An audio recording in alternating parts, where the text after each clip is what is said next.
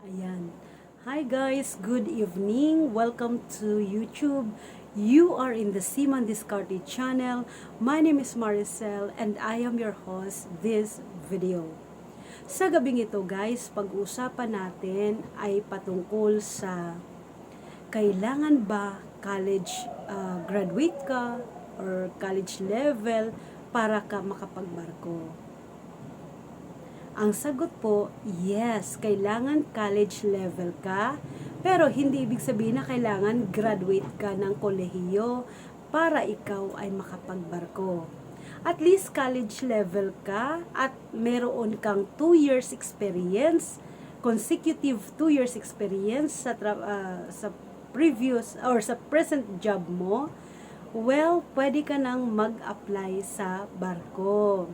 Maraming mga ahensya dito sa Pilipinas na pwede mong pag-applyan or pasahan ng iyong CV or resume. So, isa nga dyan, no, ang aking pinagmamalaki at simula noon hanggang ngayon, kahit nakapunta na ako sa ibang company, bumabalik pa rin ako sa agency na ito, which is the Magsaysay. And proud ako kasi ang laki ng na-contribute ni Magsaysay sa buhay ko bilang marino. In what way na malaki ang natulong ni Magsaysay? Kasi trusted ko na siya. Anything na may mangyari sa akin sa loob at labas ng barko, talaga nandoon yung nilulook after ka talaga niya. Walang pera kang ilalabas pag nagpapaproseso ka sa kanila. Wala kang, hindi kanila, wala silang mga hinihingi sa iyo na pera or whatever para lang may process ang iyong dokumento para makapagbarko ka. So, I'm proud for Magsaysay, and then when it comes to my alatis, sa mga pamilya ko, lagi silang nagpapadala ng mga reminders kung anong mga activities meron sila. So, pag nakabakasyon ka, and then i-inform ka nila na mayroong activities, may gatherings, meet and greet. So, makaka-meet and greet mo ang ibang mga alatis din, ang ibang mga ex-crew din. At saka pag nagka-on board ka, tapos may nangyaring mga kalamidad sa lugar mo, talagang ini-inform ka niya kung kamusta, at saka yung anong may tutulong nila para matulungan ka, kung anong gagawin mo, at kung saan ka pwedeng kumontak kung sakaling may mga emergency. So, I'm proud to say, no, at hindi lang si Magsaysay, marami pang ahensya dito sa Pilipinas. Mayroong MSC, yan, na-try ko na rin yan. Napakalaki at international world cruise sa mga barko nila. Meron din Royal Caribbean, Safe Sharp, V-Ship, Singa, at etc. Marami pang iba.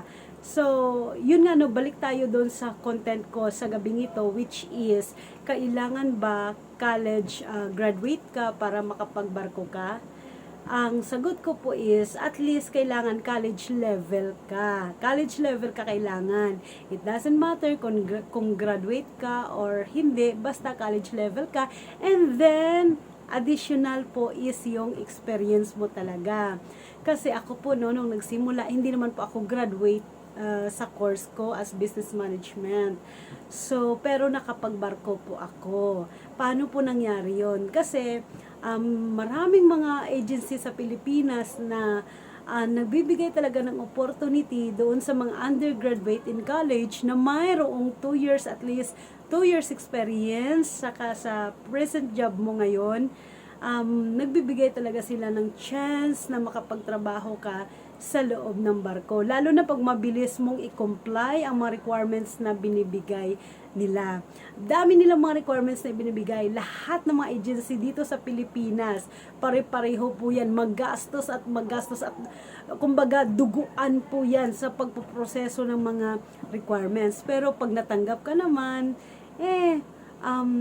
panalo ka naman doon. Pag nakaakyat ka na ng barko, isang buwang sahod mo, bawing-bawi lahat ng mga nagastos mo. So, yun nga, no? Ang tanong na kailangan ba college graduate ka na bago para ikaw ay makapagbarko. So hindi po kailangan college graduate ka na para makapagbarko ka. At least college level ka para makapagbarko ka. Mas maganda na rin yung college graduate ka. Syempre mas isa pa sa na magpapaganda sa yung CV pag college graduate ka. Pero pagkagaya ko na hindi naman na hindi ako nakatapos ng kolehiyo, pero may experience na ako sa pagtatrabaho, isa ring point yon kung bakit nakapasa ako, nabigyan ako ng oportunidad na magbarko. At isa rin po, no, kapag nakita ng Lord yung goal mo, yung target mo sa buhay, o kung ano ba yung motive mo na bakit gusto mo magbarko, tutulungan at tutulungan ka niya. Yun nga sabi ko sa mga nakarang video ko, no, pag para sa'yo, para talaga sa'yo yan. No matter what happen, walang makakasara sa pintuan na binuksan ng Diyos. So once again, no, nawa may natutunan kayo sa video na to, sa channel ko. Hindi man ako kaperpektuhan at kagalingan magsalita kagaya ng ibang mga magagaling na talaga magsalita, pero nawa lalo na sa mga newly hired crew or mga mag-apply pa lang bilang magmamarino, nawa ang channel ko makukunan nyo ng idea, mapupulutan nyo ng aral, at talagang kapag sinundan nyo lang yung channel ko, matututo kayo at magkaroon kayo ng idea.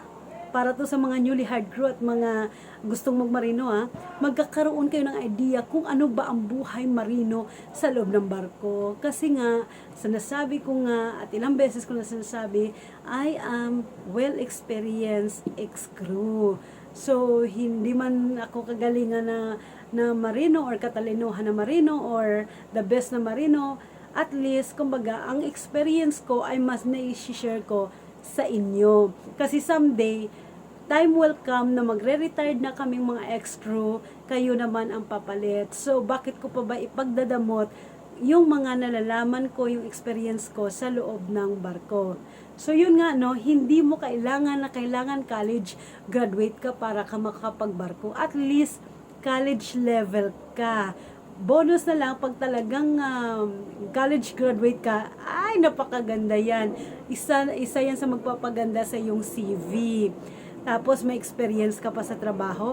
Pero kung hindi ka talaga college graduate, at least college level ka, tapos may 2 years experience ka sa trabaho, well, pag hiningi mo naman talaga sa Diyos, walang imposible sa Kanya eh. At kung takita niya ang puso mo na ang motive mo para sa hindi lamang para sa sarili mo, kundi para rin sa pamilya mo, sa magulang mo, mabigyan mo sila ng magandang kinabukasan, matulungan mo yung mga magulang mo, then ibibigay at ibibigay ng Diyos yan.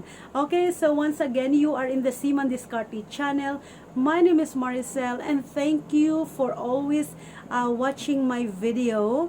At itindihin nyo na lang yung mga comedy or mga mali-mali kong mga baluktot na Tagalog. So, pero nawa, pagpupulutan nyo ng aral ang aking video. God bless you, and please, kapag ikaw naman ay hindi pa nakapag-subscribe, nakakahiyaman, pero I will tell you na please, i-subscribe mo naman ang channel ko, and then help me to share, and then also like and hit the bell button para lagi kang updated sa mga gagawin kong mga video. Maraming salamat, and once again, my name is Maricel. Magandang gabi, kabaro. Bye-bye!